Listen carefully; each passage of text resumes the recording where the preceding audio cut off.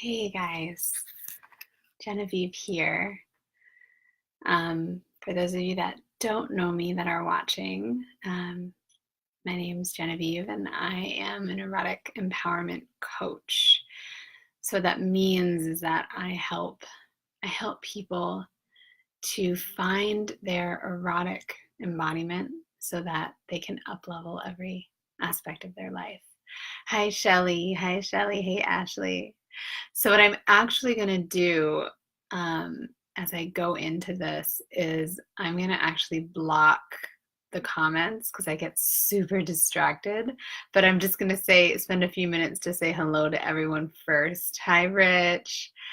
And then I'll go into this topic. This is something that, to be honest, it's 9:07. So for the past 7 minutes, I've been sitting in fear around talking about this and kind of dilly-dallying around my house and trying to find the perfect lip gloss and feeling tension in my body and doing yoga breath and all these things because this is a topic that is charged. And even just saying that out loud, I can feel like heat and sweat in my palms, and this is charged. So thank you for being here. If you could stay, that would be great. I'm only going to be about 10 or 15 minutes, but I did want to talk about one of the things that stops people from owning their pleasure. A really, really, really, really big aspect that stops us from owning our pleasure, and that is God and sexuality. That is our relation to a higher power, our relation to a connection to religion or spirituality, and the shame that might be inside of there. So I want to really make sure that this is a conversation that can be ongoing. And if you have questions or comments as I'm going through this, please feel free to check in. Hi, Mary. Hey, Bridget. Hey, Justin. Hey, Angie. So, all right. A little bit now, when I was thinking about how I wanted to talk to you about this, I was sitting with my body in my self-intimacy practice, and I was talking to God, and I was asking God, my interpretation of God, how to move into this topic. And what I kept getting was to just give you guys my story with it.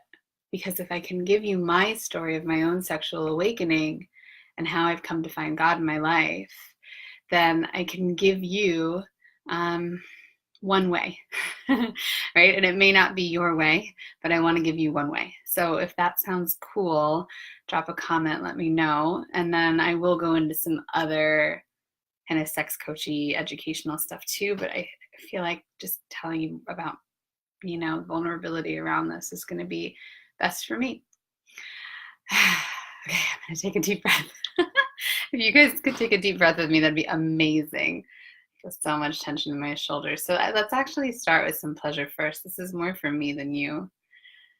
That's for all of us. Pleasure first just allows us to up level into a higher vibrational energy than shame or fear or doubt. So find a comfortable spot. And I want you to find an area on your body that you feel pleasure. It could be just the tip of a toe or the edge of your lips. It could be your genitals. It could be your breath in your lungs, the palms of your hands. Find one spot that you could feel a little bit of joy or pleasure, relaxation. And we'll take 10 breaths together and increase that pleasure. And as we increase the pleasure, I want you to also start to move it throughout your body as if you're painting your body with pleasure. Notice how other areas of your body might come alive and invite them into the orchestra.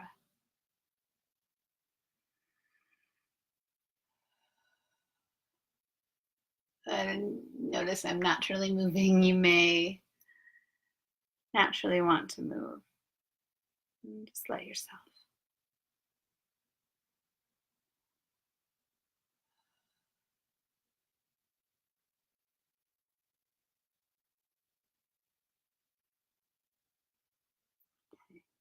Good. And finding a still position, just noticing what your body feels like when it's in pleasure, maybe a little turn on, maybe a little relaxation. And you can comment how your body feels. Let me know. Okay, and let's get started. So, a little bit about my journey in this is how we're going to start. And hi, everyone. Comment, say hi. I always knew that I had this mission. I'm getting a little vulnerable. Okay. I always knew that I had this big mission ever since I was young, and that the big mission revolved around bodies, revolved around, I didn't know as a kid that it was sex, but it was definitely energy. I could always see energy in people. I could always feel energy on people. I've always been hyper sensitive ever since I was really young. And I remember when I started to figure out what sex was, I was still pretty young. It's almost as if I came into this world knowing what it was. And then over my when I hit puberty and through those years, that was really a time for me of exploration and figuring out the do's and don'ts and the no's and the yeses and going through suffering and trials. But I still always had this gut. It's like it was right here. I'll show you. It's like right here. Right in my gut, this feeling that the way that our culture looks at sex is not the way that it's meant to, and that it's my job on the planet in this lifetime to shift that. And I ignored it, and I ignored it, and I ignored it. I didn't want to step up into that space, because for me, if I was talking about sexuality, then I was then immoral, right? Or I was then the bad girl, or I was then shamed. So I couldn't wrap my head around that. As a kid, spirituality and religion wasn't really a thing that I grew up with. Spirituality was a piece that I always had, but I didn't have any like resource or way to identify it. I could always see spirits and energy. I've been a medium since I was very young, but I didn't know that's what it was. And so I always had this kind of spiritual connection, and then I always had this sexual thing going on, and I couldn't quite figure it out. In this lifetime, I've also suffered from a lot of trauma, as well as past lifetimes. Those of you that believe in that, I know I've read mine, seen mine, and same thing. Sexual trauma is always a point that I hit. And if you're on here and you're watching, Shelly says me too. Hi, Diana. Then maybe we're all in like the same, we're all in the same divine mission, which I think is freaking awesome, because we know that the way that the world deals with sex and handles sex is not in love, and is not in consent, and is not in the way that God or higher power would like us to, right? And you can know that even if you don't believe in God, right? We can see it. We can see it in our rape culture. We can see it in how we handle interactions around sex. So where do I want to go next? Yes. So over the past few years, I've been on a journey of finding God. And this has been, and now I say God, and for me, it's simply an interpretation of this power that is massive, massive. I hear, as I'm talking about it, guys, my feet are tingling. My head does this thing when I start to feel it, and it like tingles. And so over the past few years, I've been getting to know this power. And for me, the power shows up often in feminine form.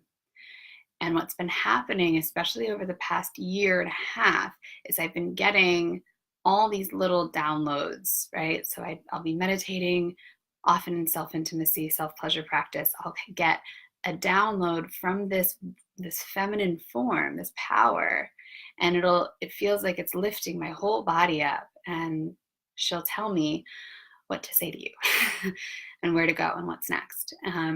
And for the first time in my journey on this time, this time around the planet, I'm listening. And that's where this talk came out of, was listening. And we're going to go deeper and we're going to go further with it. So how many of you are on a journey of bringing more spiritual awareness into your life? Just comment if this is something that you're doing and what that path is. I'd love to know if you're doing Course in Miracles. I'm sure a lot of you are, or if you follow in a Christian church, a Buddhist temple, let me know.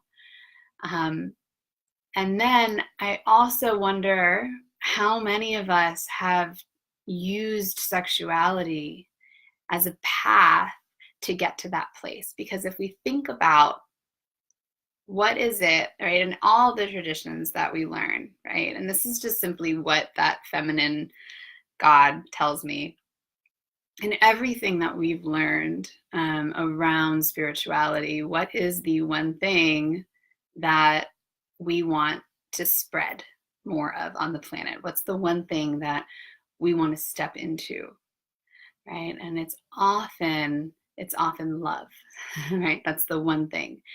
And so if we look at how we're handling, as I said before, how we're handling sex, we're not handling it in love currently, right? And here's how we're not, just to be clear. Consent conversations are not being had. We're cutting boundaries. We're violating people. Men and women are doing this. Jennifer, you got it. Love. She said love. Good job. Right? That's not done in love.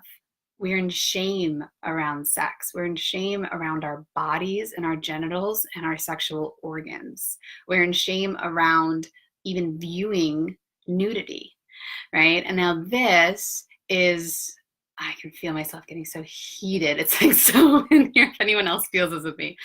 Oh, okay.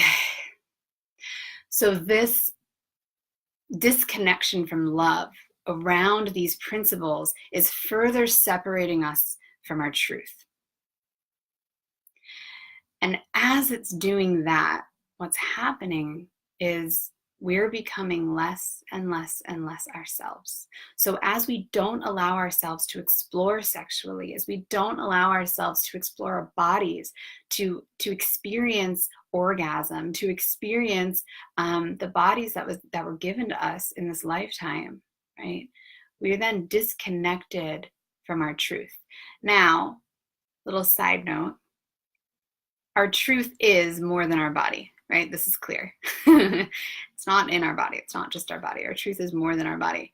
And, right, the vessel that we've been given in this lifetime is our body. Okay, so just wanted to play with that. And then this brings me to this idea around masturbation, right, which is a common around sexuality, around religion. I was working with a client once who did not believe that masturbation was a sin. Okay, so we're going to roll with this a little bit. And I'm not here to denounce anything that anyone feels or thinks. I know I've gone on, masturbation, abstinence from it for my own healing purposes. So totally, there's nothing that we have to do in sex. It's the whole idea is that we get to do whatever we desire. So around masturbation, the way in which I teach my clients, the way in which I teach my community to self-pleasure, which is a little more intimate, loving word, right? The way in which we do it is through a self-intimacy practice. So what a self-intimacy practice is it's checking in with your soul, checking in with your spirit, checking in with your body every day and asking her, what do you want today? What do you desire? How are you feeling? How can I hold you? How can I help you? And I do that every morning and every night. And sometimes it's dance, and sometimes it's crying, and sometimes it's raging, and sometimes it's multiple orgasms, and sometimes it's just sitting, right, in meditation. Sometimes it's super sexual and it's, like fantasizing and writing erotica, and sometimes it's leaving all my clothes on and just sitting still, not even able to touch my body. So the self-intimacy practice allows us to check in. It's how I knew that coming on this call, I was feeling anxious because I just did a self-intimacy practice, which was yogic breath and bringing breath through my body. And I could feel, I didn't even know that I was nervous. And I could feel the nervousness. And I identified her, right? That nervous place in my body. And I told her that I got her. I'm going to take care of her. And that's what I get to do for myself. Now, when I do that, I really get to sit in my body. And this is something I teach. So just know that you can reach out. I'm happy to teach you how to do this. It takes some practice, right? It's not something that can be mastered right away. Okay, so that's one piece. Now, this other piece is around that people that, you know, that I've gotten before, an objection that I've gotten, right, around what I do. And it's that I'm promoting promiscuity, right? I'm promoting multiple partners. I'm promoting, I don't know what people think, right? I think a lot of people think that as a sex coach, I'm just like constantly having sex all day long with various people. And that's not at all what it is. But now I want us to go back to the purpose of every single spiritual tradition, which is pop quiz. If you weren't on, you can type it in. What is the purpose of every single spiritual path, spiritual journey? It's love and it's connection, right? Now, I'm a strong proponent of kink and BDSM, and here's where I want to play a little bit with you guys, because often people can see Tantra and they can go, aha, that's love and that's connection. And then they look at kink and they go, how is dominating someone or being, you know, mean to someone or humiliating someone, or how is, you know, being spanked a spiritual experience? How is that done in love? That doesn't make any sense, right? A lot of people think it's a checkout. And a lot of people think that kink is a way to get a high. Okay, so I'm not going to go too deep into it because I'm going to do a whole video on it next week. Okay, so please come back next week at 9 o'clock because we're going to talk all about the facets of kink and BDSM and what it really is, right, when it's done in consciousness. That's an area that I love to talk about, so please come on. It's going to be super juicy. And then the other piece around promiscuity, right? Now, there's the majority of the clients that I work with, and this is just who comes to me, and I think who God gives me and who God provides for me, is married couples. And they're often on the brink of a divorce. Now, all they need is the erotic blueprints. That's it. All they need is to have a language of their desire and their turn on and how they're going to communicate it to their partner and how they're going to heal and feed each other. That's what I teach them. And then their marriage gets to last forever. They get to have hot, juicy sex for the rest of their lives.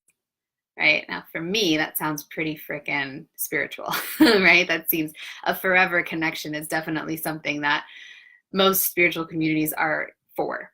Now, I also, however, work with couples who have, you know, LGBTQ orientations, right? I was in a lesbian marriage. So I have personal awareness around that. And there's a piece, and then there's also a piece around, I've got a lot of people that I work with that have multiple partners, or that single women that are practicing, right, and experiencing and exploring. It all comes down to, like Jennifer just said, right? She said, Jennifer, you're like winning tonight. You're on it. Love and connection. So if you're poly and every experience that you have in your polyamory is one of love and connection, you are doing it. You are doing it with God, right? And this is what, now I'm not a priest, not a preacher. I'm not here to tell you. This is simply the downloads that I get when I'm lying down in meditation during my self-intimacy practice, and my version of God comes into me and she talks to me, and this is what she tells me. And so I just want to give you that it's done in love and connection, if it's done to further our awareness, ooh, that's the last piece. Okay. So we're all on this big journey, and then I'll wrap up because I feel like I've been talking forever. But wow, like you could just keep going, right? It's such a good, juicy conversation. In spiritual journey, what's the one thing that we're often asked to do? Often it's a journey of self-awareness. It's a journey of self-discovery, of releasing resentment, of releasing guilt, of releasing shame, right? Atonement in a lot of spiritual communities, confessional, right? Amends. So this can be done through sex. This is actually done really beautifully through sex, because the way that sex and intimacy works is it can alchemize any lower level frequency in our body and raise it to the next one. Now, not all people know how to do this, right? So there is a lot of unconscious sex in the world, like we talked about at the beginning, right? There's a lot of violations, there's a lot of rape issues, and just simply people not paying attention to what the divine wants for them. But there is an ability in sex and in intimacy to release that which does not serve us. And that's what the self-intimacy practice does for my clients and for me and my community. It allows us a release. It allows us a vibrational release that is aware and that is embodied. We can release things in our mind very, very well, and that works really well. But sometimes there's certain traumas, there's certain shame, there's certain things that are hidden in our body and they're living in our body. And it's so amazing what the human orgasm can do and how it can shift all of that stagnation, all of that pain, and all of that suffering, right? And then we can ground in who we are. So it actually, by releasing all of that, I can feel this again, it's tingling up my body. It draws our vibration up, it brings us closer to God, and it brings us a deeper level of self-awareness. So cool. I want to give you some oils to use at home to get us to this place. And I just hope that you can see, like in talking to you guys tonight, some of the beauty in this practice and why it matters so much to me. So if nothing else, this was kind of just a vulnerability piece around my mission and why I'm here and why we can't ignore this anymore. As a society, we can't ignore this anymore. And we need to step into our bodies, become embodied in our sexuality and our intimacy. We need to learn. We need to learn ourselves so that we don't hurt ourselves and we don't hurt other people anymore around sex. This is super important. How many times have you caught yourself doing things sexually that you did not want to do? How many times have you caught yourself ignoring your body's desires, right? That's not in alignment with God. That's not what God wants for us, right? The reason that people are afraid of mixing sex and religion is because they're afraid that we're going to be constantly in temptation, right? Lead us not into temptation, but deliver us from evil. We are not in temptation when we're fully aware of our bodies, when we're fully aware of our truth, of the divinity that runs through us. In anything, in kink, in tantra, in like just straight regular sex, right? Which we'd call the sexual blueprint, right? So stereotypical sex. In anything, if we have this awareness of our bodies and nothing is done in haste and we can really sit in with our temple, then everything that we do is in this alignment and is there to further the vibration. And yes, okay, so oils. Okay, I want to give you some oils. All right, these are my 4 favorite like divine connection sex oils. Okay. The first one is Roman chamomile. Now, this is a really beautiful oil. Roman chamomile, and it's specifically Roman, not German. I want you to use Roman chamomile in baths. You can also put it in the diffuser. It's going to be a really gorgeous oil for kind of just settling into your own divinity, for understanding like, oh, this is the truth of me. Okay, now you can mix it with rose, which is going to be a heart opener, right? It's going to increase that connection that I was talking about with everything that we're doing. And then Melissa is going to raise our vibration up, because remember our path, right? If you know anything in Tantra, our path is to move our energy down, that Kundalini energy down from our lower chakra and bring it vibrationally all the way up. We then have a Kundalini experience and we transcend. But in general, right, the path of spiritual programming, the path of spiritual experiences is to increase our vibration. And Melissa essential oil is the highest vibrational oil that we can get. And then rose is really, really up there too. So you mix the two of them, you're going to be floating. And then sandalwood is going to be another very biblical oil. It's going to connect you to that divinity as well, and kind of ground you. So you can mix that. I love to mix that in the diffuser with Roman chamomile and Melissa. It's really awesome. And do some meditation. And I guess my homework to you for the next week is to sit with yourself.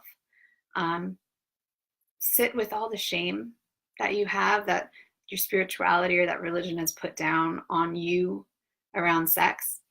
Sit with that and sit with where you want to go, right? Where are you now and where do you want to go? Do you have shame around, fantasies? Do you have shame around desires? Do you have shame around self-pleasure practices? And where do you want to be? Do you want to be free of all that? Do you want to be in your highest self and fully connected?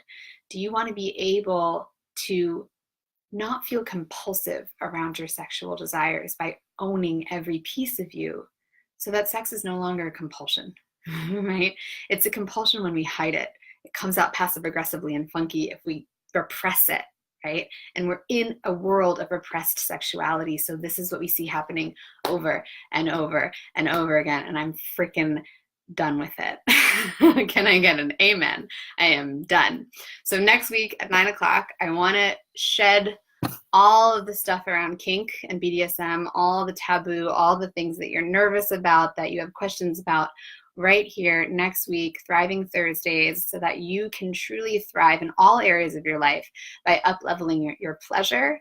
I'm going to see you next week, Thursday. We're going to talk all about kink, BDSM, and the truth behind what it means to play in that arena.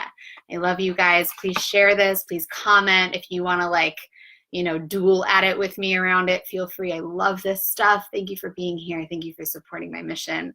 And have a great pleasure-filled evening. Bye.